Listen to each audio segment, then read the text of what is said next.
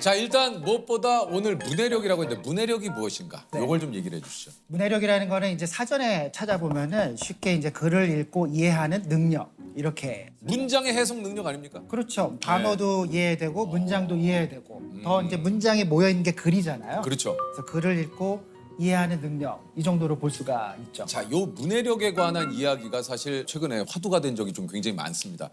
무엇보다 요즘 그 젊은 세대들 뭐 문해력이 떨어진다 이런 이야기 뭐 기사들이 또 좀 많이 나기도 하고 대학생 단체 톡방에서는 금일을 금요일로 오해하는 해프닝이 발생하기도 하고요.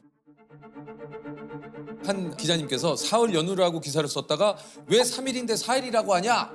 뭐 이런 또 이야기도 좀 들리고 심지어 사흘이 포털 사이트 검색어 1위까지 한 적도 있다고 해요. 맞아요. 아, 진짜 있었던 일이죠? 그 진짜 있었던 실화입니다. 그 실제로 이제 어떤 기사에서 기자분이 사흘을 이제 사흘 이렇게 써야 되잖아요. 예, 예. 근데 그거를 숫자 4. 흘 이제 이렇게 쓴 거죠. 아, 쓰고 근데 정말 죄송한 사흘이 3일입니까? 몰랐어? 근데 난 조셉은 아는 줄 알았는데. 저 몰랐어. 솔직히 아니 말해. 왜냐면 조셉이 사흘 전에요 이런 말을 많이 해서 그럼 그거 4일 전에라고 쓴 거야. 이게 사흘. 약속 잡았으면 큰일 날 뻔했네. 사흘 뒤에 봬요 했으면은 이것도 기억이 납니다. 최근에 좀 심심한 사과. 요거 가지고 또 한참 기사가 좀 많이 났었죠. 네.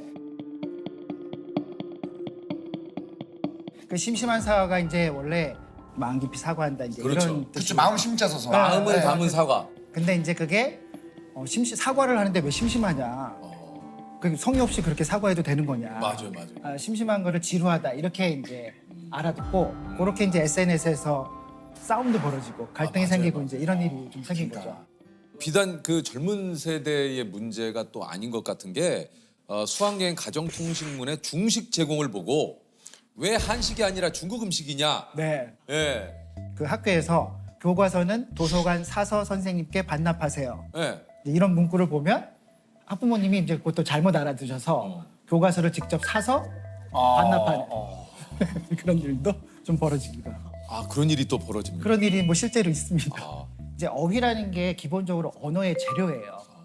그러니까 우리가 이제 요리를 할 때도 맞아요. 신선한 재료, 다양한 재료가 있어야 국도 끓이고 찌개도 끓이고 볶음도 하고 찜도 하고 이러잖아요. 어휘도 마찬가지로 내가 여러 가지 말들을 많이 알고 있으면은 나의 감정을 좀 섬세하게 표현할 수도 있고 맞아요. 상황 설명도 잘할 수 있고 맞아. 서로의 감정도 잘 교류할 수 있고. 예. 그래서 네. 여기 이제 그 오늘 준비한 게 중학생 자녀들을 대상으로 한 어휘력 테스트라고 해요. 자, 자녀의 어휘력은 중학생 자녀에게 아래 상자에 담긴 단어의 뜻을 적게 해보라. 세 단어 이상 정확한 뜻을 썼다면 평균 정도의 어휘력 수준이 셉니다. 자, 신압으로.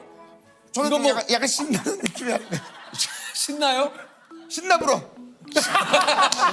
죄송합니다. 이게 원래 의신연스럽다는 이제 어떤 뭐 느낌이에요? 의신연스럽다는 그야말로 의신연스럽다. 그러니까 조셉 뭔가 칙칙하다. 의신연을 얘기해 줘야 돼. 침울하다. 뭔가 어두침침하다.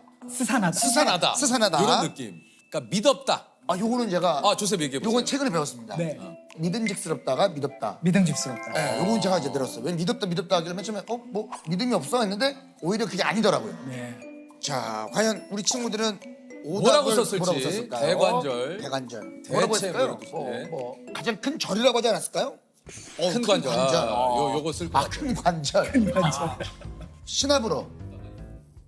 정도구나. 신압. 조셉 맞췄네. 개편하다. 가재는 개편이다 이런 거 생각하지 않을까? 걔 정말 편하다. 개편하다. 오금 5개의 금. 그 스님 같이 생긴. 스님 예쁘다. 신나부. 약간 신나부러? 죄송합니다. 근데 이게 교수님 또 한편으로는 막 근데 그런 거 요즘 쓰지도 않는 표현을 뭐하러 그거 알아? 그게 그렇게 중요해? 이럴 수 있거든요. 그럴 수 있죠. 예. 네. 그래서 사실 이제 그 말을 뭐 몰라서 그렇다기보다는 이제 세대 간 경험이 굉장히 다르기 때문이에요. 그래서 세대 간 차이가 있는 거는 우리가 충분히 좀 이해할 필요가 있어요. 네. 근데 그럼에도 불구하고 제가 항상 10대로 사는 게 아니잖아요. 맞아요. 더 다른 위치, 다른 역할을 하면서 살아가게 되는데 그때 필요한 말들이라는 게 기본적으로 필요한 말들이라는 게 있거든요. 맞습니다. 또 사람의 관계도 이렇게 보면 우리가 어떤 말을 어떻게 쓰는가에 따라 관계가 좋아지기도 하고 뭐 틀어지기도 하고 이런 일들이 생기잖아요. 아 지금 교수님 얘기 들으니까 그게 생각나요. 요즘 진짜 그런 얘기 많이 하잖아요. 습관적으로 짜증나, 뭐 개 짜증나. 그렇죠. 네. 짜증나로 다 뭉뚱그려서. 그러니까 뭐 예를 들면 저 가게 갔는데 생각보다 줄이 길어서 네. 좀 내가 불편해 라든가 이런 것들도 그냥 다 짜증나. 짜증나는 그 한마디로 다 퉁치는 거죠. 맞아 맞아요. 뭐 예를 들면은 이제 요즘 많이 쓰는 말들, 뭐 킹받는. 이걸로도 많이 하죠. 아, 킹받네. 근데 이게 연인끼리도 그렇고 친구들끼리도 그렇고 싸움이 일어나는 이유가 네. 나 오늘 안 나가고 싶어. 왜? 아니 짜증나. 뭐가 짜증나는데? 그치. 그냥 짜증난다니까. 그러니까 뭔지를 알려줘. 아까 그런 말 하지 마. 그냥 짜증나. 나 지금 짜증나니까 말 시키지 마. 그러니까 난 짜증 안 나? 그러는데 진짜 너무 킹 받네 정말 진짜. 뭐. 왜 킹받냐고. 이게 사실 언어 사용하는 게 어. 사실 좀 에티켓이에요. 사람에 대한 예의고 이게 교감하는 활동인데 이게 섬세한 언어들을 썼을 때 더 정확하게 표현할 수 있고 맞아. 또 상대가 더 잘 이해할 수 있고. 근데 모든 걸 이제 어떤 하나의 말로서 그냥 모든 걸 이제 그냥 넘어가는 것들은 어떤 면에서 좀 게으른 거죠. 교수님의 지금 이 얘기를 들으니까 이 생각이 나요. 그러니까 내 감정을 평소에 표현하고 내 생각과 마음을 정리해서 문장과 단어로 표현을 하는 연습이 돼 있으면 이런 사람과의 대화가 그렇게 네.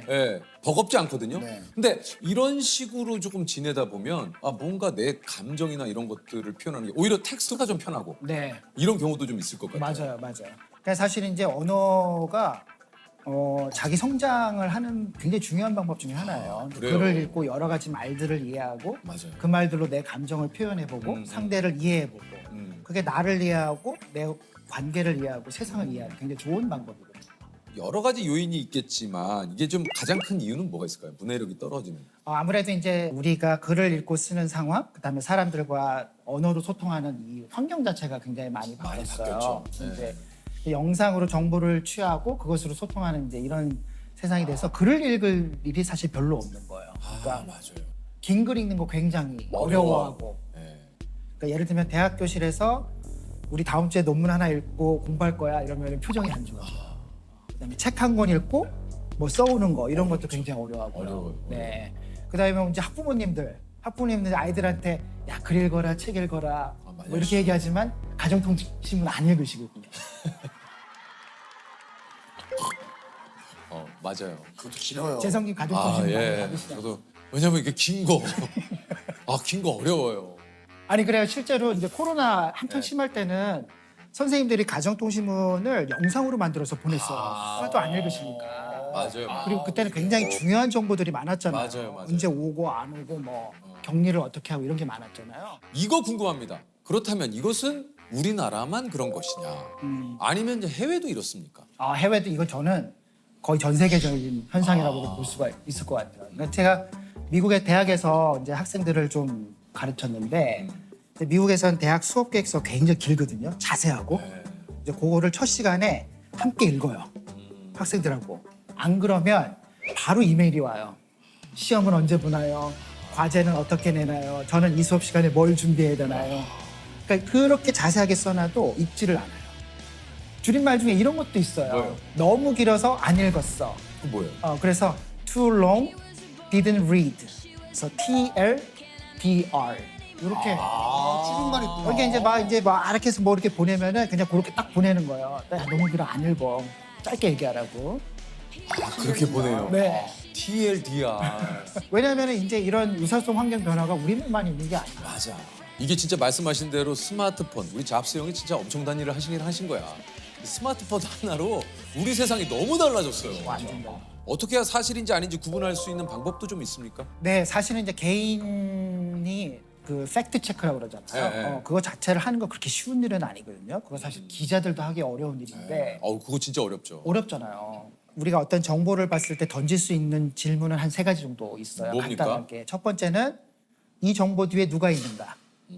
내가 지금 읽고 있는 글이나 영상이나 뭐 디지털 자료 뒤에 누가 있는가. 즉, 누가 있는가? 즉 누가 만들었는가. 그거를 어떤 의도로 만들었는가. 요거 한번 확인할 필요가 있고요. 두 번째는 내가 지금 보고 있는 그 영상이나 글은 어떤 주장들을 하잖아요. 그렇죠. 그럼 이 주장을 뒷받침하는 근거들이 있는가? 그다음에 풍부하게 있는가? 구체적으로 있는가? 세 번째는 이제 요즘 세상엔 뭔가 하나를 읽고 일을 하고 판단하기가 굉장히 어려워요. 어려워요. 네, 그러니까 하나를 읽고 난 다음에 다른 비슷한 것들을 좀 찾아보면서 아 여기서 말하고 있는 것, 여기서 이야기하는 것이 정말 바람직하고 좋은 것인가, 타당한가 또 다른 자료를 찾아보면서 그런 것들을 확인하는 방식이 있죠.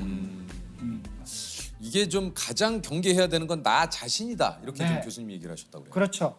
요즘 그 글을 읽는 세태 중에 큰 경향성 중에 하나가 읽고 싶은 대로 읽는 거, 아, 해석하고 싶은 대로 해석하고 싶은 대로. 네. 그리고 또 이제 알고리즘이라는 것이 자꾸 그쪽으로 우리를 유도하잖아요. 그렇죠. 그게 네. 또 알고리즘이 우리를 더 그렇게 하게 만들죠. 맞아요. 보고 싶은 것만 추천을 보게. 해주고. 그렇죠. 네. 보면은 자기가 보고 싶은 것만 보죠. 맞아요. 클릭하고 끝. 네네네. 제목 헤드라인 보고 끝. 맞아요. 되는데 네. 그러다 보면 이제 소위 자기가 보고 싶은 것, 듣고 싶은 것, 믿고 싶은 것만 보고 듣고 읽게 되는 이제 그런 걸 이제 확증 편향 맞습니다. 그렇게 얘기하고 있죠. 확증 뭐라고? 확증 편향. 편향. 확증 편향. 한쪽으로 치우쳤다. 예. 그러니까 확증 편향이라는 게 내 생각이 이미 기울어져 있는데 기울어져 있는 걸 모르고 그게 맞아 하는 게 확증 편향이에요. 그러니까 내가 나한테 구미에 맞는 것만 계속 읽게 되면 내가 그냥 항상 옳은 사람이 되는 거죠. 그거 정말 무서운 것 같아요. 내가 어떤 그 갇힌 세상에서 고집스러운 세상을 내 스스로 구축하는. 그렇죠. 예. 그리고 그거를 또 보내잖아요. 얘야 한번 읽어봐라. 아, 맞아요. 그러네요.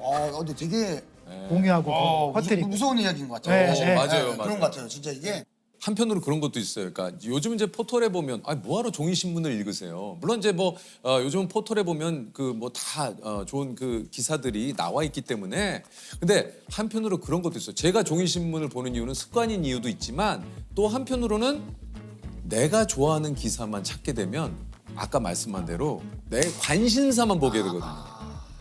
다른 부분은 내가 모르니까. 근데 신문을 보면 일단은 내가 몰랐던 부분, 내가 그리고 관심이 없었던 분야도 그 신문을 통해서 알게 되는 거죠. 그래서 저는 종이 신문을 꼭 제가 보는 이유 중에 하나가 또 그런 것도 좀 있죠.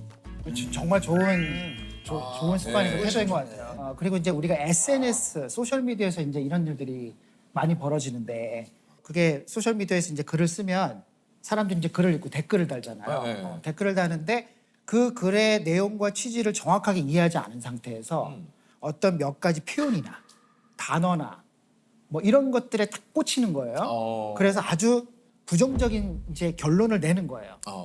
그 우리가 이제 뭐라 그러냐면 허수아비의 오류라고 그러는데 허수아비 이런 것도 적어놔야 되겠다. 허수아비의 오류. 그러니까 실제로 이 사람이 그 말을 하지 않았는데 내가 이 사람은 그런 말을 했어라고 허수아비를 하나 만들어요. 그래. 그다음에 맞아. 그 허수아비를 계속 공격하는 거야. 거기다 막 댓글 달고 나쁜 말하고. 나쁜 말을 하고. 그러니까 이게 실제로 글을 쓴 사람은 답답하죠. 내가 한 말은 그 말이 아닌데. 그렇죠. 그렇죠. 자기 마음대로 재단하고 해석을 해서 그렇죠. 그 이제 글 쓴 사람을 공격을 하는 거죠. 그렇게 되죠. 그러면 이제 의사소통이 거의 안 되죠. 교수님이 그런 얘기를 하셨는데 악플러들은 상대방의 마음을 고려하지 않아요. 맞아요. 예. 기본적으로 소통이고 대화인데 뭔가 그 확인해야 개념이 되는데. 없는 거죠. 그러니까 이게 또 이런 것도 있습니다. 얘기 나온 김에 이게 이제 비판과 비난 이것은 어떻게 구분을 해야 되는가? 비난이라는 것은 사실은 상대의 어떤 잘못된 점들을 이제 끄집어내서 그것에 대해서 이제 물고 늘어지는 게 이제 비난인 것이죠. 네네네. 비판이라는 것은 사실 그렇지 않아요. 비판이라는 것은 근본적으로 우리가 지금 하고 있는 것들을 분명하고 정확하게 관찰하고 이해한 다음에 여기서 어떤 것들을 더 바꿀 수 있을까? 개선할 점이라. 개선할 점을 생각하는 거예요. 근데 요럴 때가 있어요. 이거는 정말 우리가 봤을 때는 이건 비난인데 왜 비판을 받아들이지 않나요? 왜 비판에 귀 기울이지 않습니까? 라는 분들도 있거든요. 그렇죠. 네. 이제 그런 경우는 설득이 굉장히 안 되는 게 비판이 되기 위해서는 기본적으로 에티켓이 필요한 겁니다. 예의라는 그렇죠. 바로 그렇죠. 그겁니다. 맞아요. 네. 그리고 자기가 네. 왜 그런 말을 하는지에 대한 분명한 근거, 합리적인 이유, 그다음에 그걸 설득시키는 노력 이런 게 함께 이루어져야 되는 거죠. 네. 제가 어디선가 어떤 분이 얘기하시는 거예요. 이게 참 맞는 말이다라고 했던 게 비판과 비난을 할 때 가장 중요한 포인트는 그 얘기를 하는 대상에 대한 생각을 했느냐 안 했느냐 그 사람의 마음을 조금이라도 살폈나 안 살폈느냐가 제일 중요한 것 같아요. 맞아요. 맞아요. 우리가 뭐 비판적인 능력 이런 거 키우라고 하잖아요. 그렇죠. 근데 비판적인 능력, 비판적 문해력의 가장 시작은 상대가 하는 말, 그다음에 내가 읽은 글을 정확하게 이해하는 것이에요. 여기서 어떤 게 더 좋아질 수 있을까? 질문을 던지고 토론하고 이제 이런 게 비판적인. 이제 악플이라는 게 그렇죠. 자기 혼자 안에 세계에 이제 갇혀 있는 거죠. 자기 멋대로 해석하고 그다음에 자기 딴에는 굉장히 논리적인 방식으로 뭔가를 대꾸를 하는데 이게 전체적인 소통 맥락에서는 어울리지 않는 거예요. 문자를 쓰고 컴퓨터 자판을 치고 단어를 사용하고 문장을 쓰지만 아주 그런 그 기능적인 능력만을 가지고서 저차원적인 수준의 문해력을 계속 쓰는 경우이지 인간적이고 뭔가 맥락적이고 공감하는 이런 문해력이라고 보기는 좀 어려운 거죠. 그러니까 내가 알고 있는 것이 잘못될 수도 있어, 완벽하지 않아 라는 생각들을 항상 할 수가 있어야 돼요. 자기 스스로가 내가 어떤 방식으로 글을 읽고 쓰는가에 대한 성찰이 부족한 거죠. 거기까지 나아가야 사실은 문해력은 의미를 갖는다고 얘기할 수 있어요. 그러면 좀 글을 읽을 때 좋은 방법이 좀 있습니까? 이제 책 읽기 어려워하시는 분들이 이런 말씀 많이 하시잖아요.